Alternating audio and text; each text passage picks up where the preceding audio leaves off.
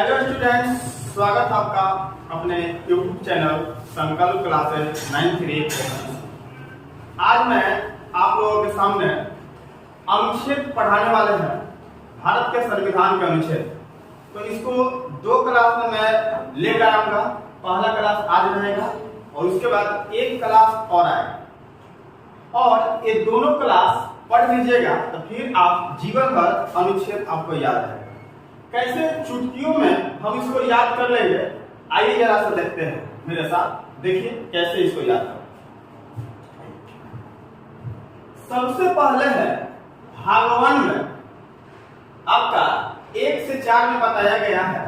भाग 1 आर्टिकल 1 से लेकर 4 तक राज्य एवं संघ के बारे में, राज्य एवं संघ के बारे में बताया गया है। और उसके बाद अनुच्छेद 1 में बताया गया आपको कि भारत राज्यों का संघ है, भारत राज्यों का संघ। और आर्टिकल 2 अनुच्छेद 2 में बताया गया है राज्य निर्माण स्थापना, राज्य निर्माण स्थापना। यदि कोई भारत के बाहर से कोई सीमा का क्षेत्र भारत में आता है और नया राज्य बनाना रहता है तो उसको अनुच्छेद 2 में रखा गया। और अनुच्छेद 3 में क्या है दोस्तों, तो नाम, नामकरण, क्षेत्र और निर्माण, नाम, क्षेत्र और निर्माण आर्टिकल 3 में रखा जाता है। तो पहला अनुच्छेद में है आपका भारत राज्यों का संघ है, दूसरा अनुच्छेद में है राज्य निर्माण स्थापना, तीसरा अनुच्छेद में है नए राज्य का नामकरण, क्षेत्र और उसका निर्माण। ठीक है, आगे आ जाइए। अब देखते हैं भाग 2 में 5 से लेकर 11 में बताया गया है आपको नागरिकता के बारे में, नागरिकता के बारे में। और भाग 3 12 से लेकर 35 में बताया गया है आपका मौलिक अधिकार, मौलिक अधिकार। इसका मैं एक अलग आप लोगों के सामने वीडियो बनाऊंगा, जिसके 12 से लेकर 35 अनुच्छेदों को जिक्र कर दूंगा। भाग 4 में है दोस्तों 36 से 51 अनुच्छेद के बीच है राज्य के नीति निर्देशक तत्व, नीति निर्देशक तत्व। राज्यों को निर्देश दिया जाता है कि कोई भी संविधान बनाइए तो जनता के हित में रखकर बनाइए। वो होता है राज्य के नीति निर्देशक तत्व, आपका है 36 से लेकर 51। अब आ जाइए आगे। भाग 4 के क में और 51 के क में मौलिक कर्तव्य के बारे में बताया गया। कुछ हमारे कर्तव्य होता है, जैसे राष्ट्र ध्वज की सम्मान करना, राष्ट्रगान की सम्मान करना, वो मेरा मौलिक कर्तव्य है। सरकारी संपत्ति की संरक्षण करे, वन्य जीव की संरक्षण करे, ये बताया गया आपको 51 के क में मौलिक कर्तव्य। और ये मूल संविधान का हिस्सा नहीं था दोस्तों, ये आपका 42वें संविधान संशोधन 1976 में जोड़ा गया। 42वें संविधान संशोधन 1976 में जोड़ा गया। अब ये देखिए क लिखा हुआ है 51 के क। तो आप लोगों को पता होगा कि जब भारत का संविधान बना था तो उस समय आपका 395 अनुच्छेद और भाग था आपका 22 और अनुसूचियां था आपका 8, लेकिन अनुसूचियां बढ़ गया आपका। अभी वर्तमान में 12 अनुसूचियां हो चुके हैं। ठीक है, और 395 जो अनुच्छेद था उसमें भी जोड़ा गया और अभी जाके 450 प्लस अनुच्छेद हो चुके हैं। लेकिन जोड़ा कैसे गया, क्योंकि अभी भी अनुच्छेदों की संख्या बताई जाती है 395, लेकिन हो चुका है 450। इसको जरा सा समझ लीजिएगा। तो इसी तरीके से जोड़ा गया है, संशोधन हुआ। तो 51 के क, 300 के क, 21 के क, या बोल सकते हैं 51 ए, 300 का ए, या 21 का ए। इस तरीके से जुड़ते जुड़ते अभी आपका अनुच्छेद हो गया है आपका 450 के आसपास। ठीक है, चलिए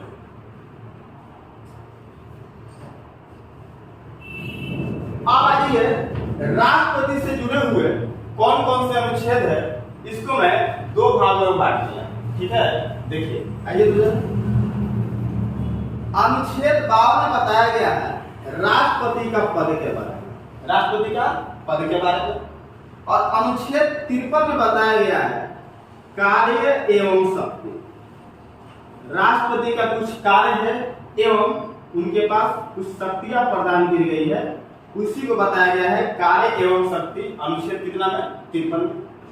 54 में अब आप लोगों को पता होता है कि राष्ट्रपति का नियुक्ति निर्वाचन के द्वारा होता है, तो निर्वाचन की बात कही गई है अनुच्छेद 54 में।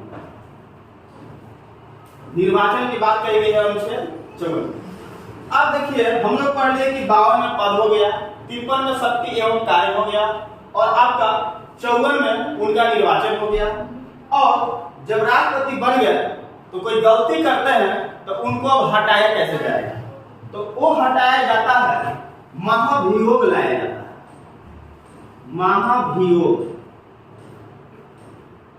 एक कई बार पूछा हुआ प्रश्न है कि राष्ट्रपति पर महाभियोग अनुच्छेद कितना के अंतर्गत लाया जाता है, तो 61 के अंतर्गत। चलिए तो इन चारों को हम लोग एक साथ याद कर लेंगे। चलिए अनुच्छेद 52 में क्या है दोस्तों? राष्ट्रपति का पद है। 53 में क्या है? तो उनका शक्ति एवं कार्य है। 54 में क्या है दोस्तों? तो निर्वाचन है। 61 में क्या है? तो महाभियोग। अब आइए इसका सेकंड पार्ट। अच्छा मैं दो बार लिख दिया हूं, 61 यहां भी लिख दिया हूं, 61 वहां भी लिख दिया। चलिए कोई बात नहीं, यहां पे लिख देता है हम महाभियोग। चलिए रिकॉल हो गया। अब आइए अनुच्छेद 72 में राष्ट्रपति को क्षमादान की शक्ति प्रदान की गई। क्षमादान कई बार पूछा हुआ सवाल है, तो 72 में क्षमादान की शक्ति प्रदान की गई है, और राष्ट्रपति मौत की सजा भी माफ कर सकते हैं, और कोई भी दंड करता है, अपराधी होता है, तो उस दंड को कम करने का भी शक्ति प्रदान की गई है अनुच्छेद 72 के तहत। अब आइए अनुच्छेद 85। अनुच्छेद 85, तो अनुच्छेद 85 में लोकसभा का विघटन कर सकते हैं। लोकसभा का विघटन प्रधानमंत्री के कहने पर लोकसभा का विघटन करने का शक्ति प्रदान की गई है अनुच्छेद 85 के तहत राष्ट्रपति महोदय। चलिए नेक्स्ट आ जाइए 1 2 3 123 है। 123 क्या होता है दोस्तों? तो अध्यादेश होता है। क्या होता है? अध्यादेश होता है। अब समझिएगा अध्यादेश होता कैसे है। तो आप लोगों को पता होगा कि कोई भी कानून, कोई भी बिल आपका संसद में बनता है, और वैसे समय जब संसद का सत्र नहीं चल रहा हो तो कैसे कानून लगाया जाएगा देश में, अति आवश्यक हो, तो वैसे कंडीशन में राष्ट्रपति अध्यादेश के द्वारा भारत में कानून लगा सकते हैं। 1 2 3 जैसे संसद है, समझिएगा संसद है, तो संसद के होते हैं 3 अंग, राज्यसभा, लोकसभा और राष्ट्रपति। राष्ट्रपति आपका संसद के 3 अंग है, राज्यसभा, लोकसभा, राष्ट्रपति। तो आप लोगों को पता ही है कि संसद का सत्र आपका कितने बार चलता है साल में आपका, तो बहुत चलता है 2 बार या 3 बार, लेकिन नहीं चल रहा होगा और कानून लगाना होगा तो इन तीनों शक्तियों का प्रयोग अकेले कर सकते हैं राष्ट्रपति। याद रखिएगा 1 2 3 आदमी का प्रयोग अकेले कर सकते हैं शक्ति का अध्यादेश के द्वारा। चलिए अब आगे आते हैं दोस्तों। अगला है 143। 143 तो 143 में क्या है दोस्तों? तो राष्ट्रपति सुप्रीम कोर्ट से सलाह ले सकते हैं। सलाह ले सकते हैं किसी कानूनी जानकारी के बारे में। सलाह ले सकते हैं लेकिन सलाह मानने के लिए बाध्य नहीं। चलिए तो एक बार मैं फिर से रिकॉल करवा देता हूं आपको। अनुच्छेद 72 में आपको क्षमादान की शक्ति प्रदान की गई है और अनुच्छेद 85 में लोकसभा के विघटन करने का शक्ति प्रदान की गई है और आपका 173 1 2 3 लोगों का प्रयोग अकेले करेंगे अध्यादेश के द्वारा। और 143 143 में क्या है दोस्तों, तो वह राष्ट्रपति सुप्रीम कोर्ट से सलाह ले सकते हैं लेकिन सलाह मानने के लिए बात नहीं है। चलिए कितना आसान है याद करना। और आगे अब आते हैं उपराष्ट्रपति। कौन पति? उपराष्ट्रपति। तो उपराष्ट्रपति में केवल 2 आर्टिकल्स हम लोग को याद करना है, 63 और 64। बहुत आसान है। 63 में उपराष्ट्रपति के पद है और आपका 64 में जो उपराष्ट्रपति का नियुक्ति होती है वो किस लिए होता है, तो राज्यसभा के सभापति के रूप में, राज्यसभा के सभापति के रूप में कार्य करने के लिए इनका नियुक्ति होता है। जब राष्ट्रपति अपने पद पर नहीं रहते हैं तो वैसे कंडीशन में उपराष्ट्रपति राष्ट्रपति के पद पर चले जाते हैं, ये वाला पद छोड़ देते हैं। लेकिन ऐसे नॉर्मल पीरियड में उपराष्ट्रपति जो होते हैं राज्यसभा के सभापति के रूप में ही कार्य करते हैं। जो पेमेंट, सैलरी, वेतन सब मिलता है सब राज्यसभा के सभापति के रूप में उनको मिलता है। तो 63 में क्या है, तो उपराष्ट्रपति का पद है। 64 में क्या है दोस्तों, तो राज्यसभा के सभापति के रूप में कार्य करते हैं उनका। अब आते हैं प्रधानमंत्री। अब आप लोग जानते हैं हम लोग के देश में वास्तविक प्रधान आपका प्रधानमंत्री होते हैं और नाम मात्र का प्रधान कौन होते हैं, आपका कार्यपालिका के है तो राष्ट्रपति। तो राष्ट्रपति को काम करने के लिए अब कुछ मंत्री लोग चाहिए। तो उनकी सहायता के लिए अनुच्छेद 74 में मंत्री परिषद का गठन किया गया है। मंत्री परिषद का गठन किया गया है। तो मंत्री परिषद अनुच्छेद कितना है दोस्तों, 74 में। इसके बाद मंत्री परिषद का मुखिया कौन होता है, तो आप लोगों को पता है कौन होता है, तो प्रधानमंत्री होते हैं। कौन होते हैं, प्रधानमंत्री होते हैं। आपका 75 में आएगा प्रधानमंत्री। तो अनुच्छेद 74 में मंत्री परिषद और 75 में मंत्री परिषद के मुखिया कौन होते हैं, प्रधानमंत्री। चलिए कितना आसानी से हम लोग याद कर चुके हैं और सीधे याद करने चलिएगा, किताब को देखकर तो बहुत दिक्कत होता है। हाँ भाई, एक तीनों में देखते हैं। संसद, हम लोगों को पता है कि हमारे देश में संसदीय व्यवस्था अपनाई गई है। तो अनुच्छेद 79 में बताया गया है कि हमारे देश में एक संसद है, ठीक है। और उसके बाद 80 में राज्यसभा का जिक्र है, राज्यसभा का जिक्र है और 81 में आपका लोकसभा का जिक्र है, लोकसभा का जिक्र। तो अब आइए इसको याद कैसे करेंगे। बच्चा लोग कंफ्यूजन में रहता है कि 81 में राज्यसभा है, लोकसभा है। तो देखिए तुरंत हम यहाँ पर आप लोग को जो फैक्ट बनते हैं कि कैसे याद रखेंगे दूर कर देते हैं। देखिए राज्यसभा को बोलते हैं उच्च सदन, राज्यसभा को बोलते हैं उच्च सदन और लोकसभा को बोलते हैं निम्न सदन। तो याद रखेंगे हम लोग कैसे दोस्तों, तो जो उच्च है वह पहले आएगा और निम्न वाला बाद में आएगा। याद हो गया, तो जो आपका उच्च है वो पहले आएगा और निम्न वाला नीचे में आ जाएगा। तो 80 में क्या है, राज्यसभा आ जाएगा उच्च सदन, उसके बाद आएगा 81 में लोकसभा। चलिए ये तीनों जोड़ा को भी हम लोग याद कर चुके हैं। अब आइए आगे देखते हैं संसद का निर्वाचन। 100 तो इसको दो पार्ट में तोड़ दिए, 50-50, दो पार्ट में तोड़ दिए 50-50। तो 50-50 जब कोई भी संसद में किसी मत पर विभेद चल रहा हो और मत लोकसभा और राज्यसभा में 50-50% में बढ़ जाता है, तब लोकसभा के अध्यक्ष निर्णायक मत देते हैं। उसी का जिक्र है आपका अनुच्छेद 100 में। चलिए लोकसभा अध्यक्ष का, लोकसभा अध्यक्ष का निर्णायक मत, निर्णायक मत। जब राज्यसभा और लोकसभा में 50% पर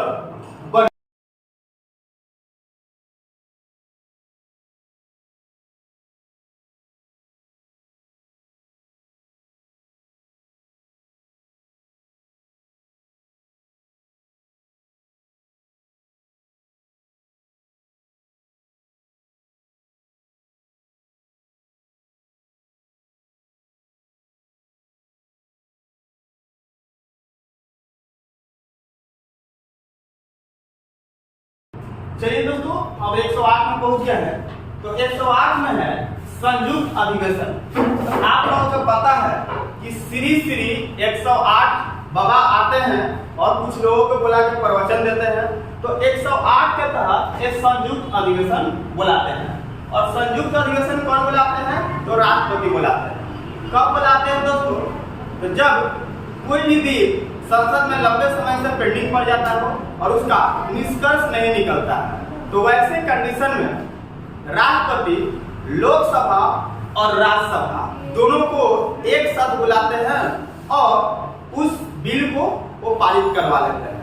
तो यहाँ से आपका क्वेश्चन बनता है संयुक्त अधिवेशन किस अनुच्छेद में आता है? तो 108 के तहत आता है।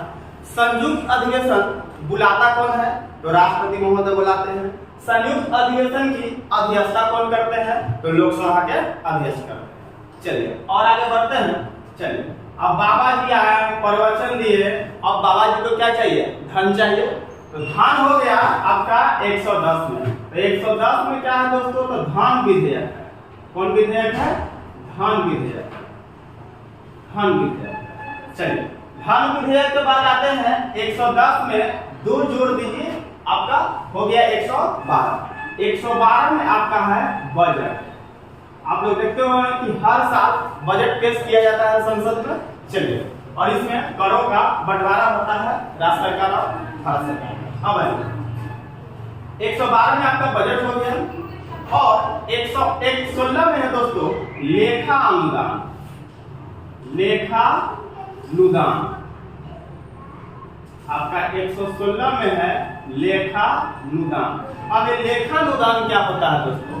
तो लेखा अनुदान होता है वैसे बजट जो इस बजट के दौरान पेश नहीं किया जाता संसद में, उसको अलग से लाकर पास करवाया जाता है, उसको बोलते हैं लेखा अनुदान। चलिए, लेखा अनुदान के बाद 117 में है आपका वित्त विधेयक। वित्त विधेयक। चलिए, यहां से आपका स्टार्ट हो सकता है क्वेश्चन। चलिए, धन विधेयक, कोई विधेयक धन विधेयक है, इसकी घोषणा कौन करते हैं? तो लोकसभा अध्यक्ष करते हैं।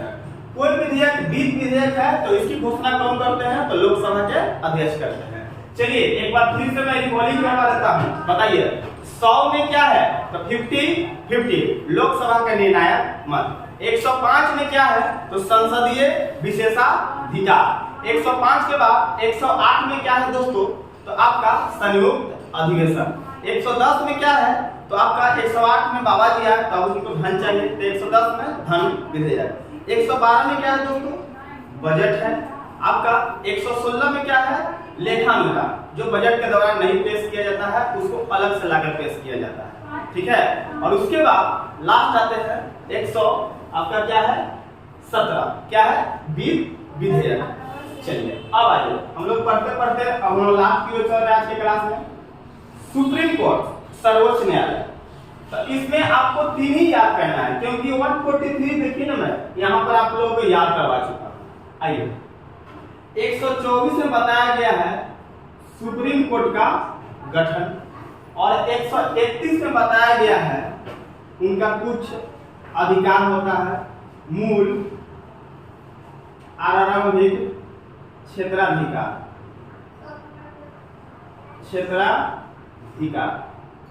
आपका अनुच्छेद 131 में। और 137 में क्या बताया गया दोस्तों? न्यायिक पुनर्विलोकन। चलिए, 137 में क्या बताया गया है? न्यायिक पुनर्विलोकन। ये क्या होता है दोस्तों? न्यायिक पुनर्विलोकन। तो न्यायिक पुनर्विलोकन, जब कोई भी बिल या कानून संसद से बनकर तैयार होकर उसको देश में लागू करने के लिए सुप्रीम कोर्ट के पास जाता है, तो वह सुप्रीम कोर्ट जांच करता है कि संविधान के अनुरूप है या नहीं है। उसी को हम लोग बोलते हैं न्यायिक पुनर्विलोकन। यदि संविधान के अनुरूप है तो लागू रहेगा, यदि संविधान के अनुरूप नहीं है, उसे गलत पाया जाएगा तो उसको खारिज कर दिया जाएगा। वह 143 में है, सुप्रीम कोर्ट राष्ट्रपति महोदय को सलाह दे सकते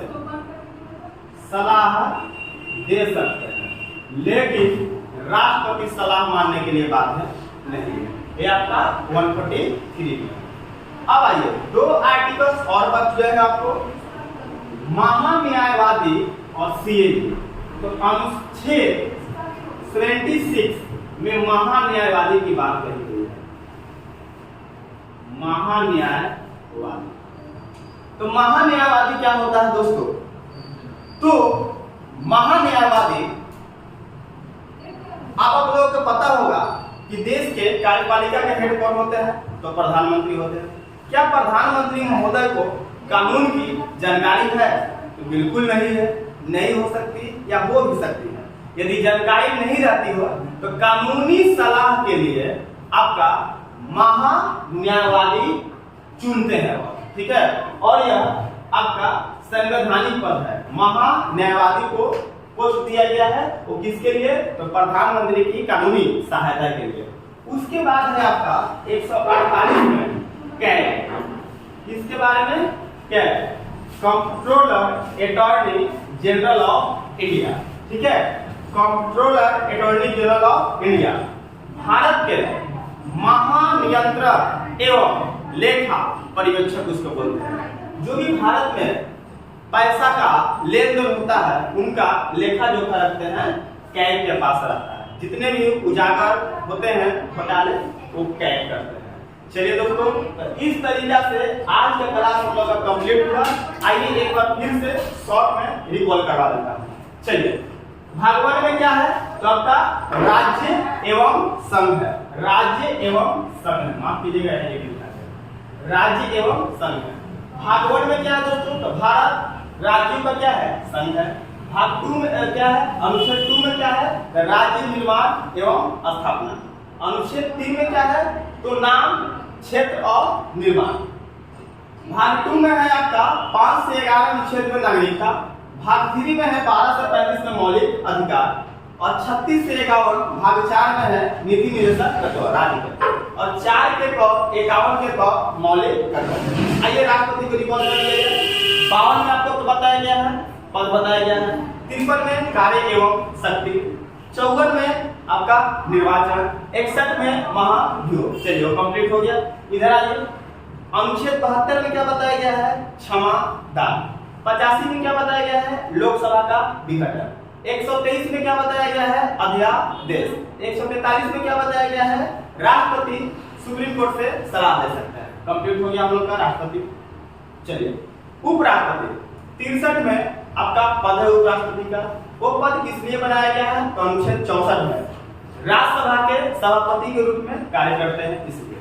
चलिए, अब उनको चाहिए, राष्ट्रपति महोदय को चाहिए आपको सहायता के लिए, क्योंकि कार्यपालिका के वह हेड होते हैं, तो उनके लिए चाहिए मंत्री चाहिए। तो मंत्री परिषद का गठन 74 में किया गया, और मंत्री परिषद का मुखिया अनुच्छेद 75 में कौन होते हैं? प्रधानमंत्री होते हैं। संसद में बताया कि अनुच्छेद 79 में संसद है, और 80 में आएगा राज्यसभा, पहले उच्च सदन याद रखिएगा, उसके बाद लोकसभा 81 में। चलिए इधर आते हैं, इधर रिकॉल कर लेते हैं। 100 में क्या है? 50-50 लोकसभा के निर्णायक मत। 105 में क्या है दोस्तों? संसदीय विशेषाधिकार। 108 में है संयुक्त अधिवेशन। 110 में क्या है? धन विधेयक। चलिए इस तरीका से हम तोड़ के याद करेंगे। और 112 में बजट है। 116 में क्या है दोस्तों? लेखा अनुदान। 117 में क्या है? बिल विधेयक। आइए लास्ट की ओर, सुप्रीम कोर्ट। तो 124 में सुप्रीम कोर्ट का गठन। 131 क्या है दोस्तों? तो मूल आरंभिक क्षेत्राधिकार। किनका? सुप्रीम कोर्ट का। 133 में क्या है? तो न्यायिक पुनर्विलोकन। और 143 पहले ही बताया है। 143 क्या है? सुप्रीम कोर्ट राष्ट्रपति को सलाह दे सकता है। कितना आसान है याद करना, देखिए चुटकी में याद हो गया। दो संवैधानिक पद अनुच्छेद 76 में महान्यायवादी और 148 में क्या है दोस्तों? कैग है। ठीक है, चलिए उम्मीद करते हैं आप लोगों को समझ में आया होगा और याद हो गया होगा। यदि वीडियो अच्छा लगा हो तो लाइक, शेयर और चैनल को सब्सक्राइब करना मत भूलिएगा। इसका एक और पार्ट लेकर आऊंगा, इसी तरीके से आपको याद हो जाएगा। चलिए धन्यवाद।